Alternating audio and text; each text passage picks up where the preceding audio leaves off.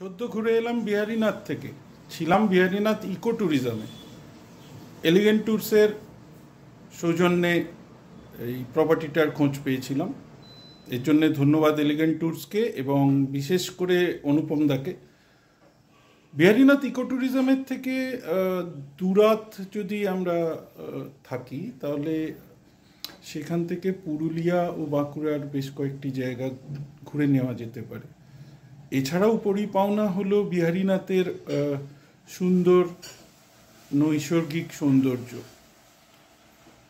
Eco ট্যুরিজমে বসেই বিহারীনাথ পাহাড়ের অপূর্ব সুন্দর দৃশ্যপট চোখের সামনে ধরা দেবে, ঘর থেকেই দেখা যায়। ঘুরে আসতে পারেন। আমি দেবজিৎ, ধন্যবাদ।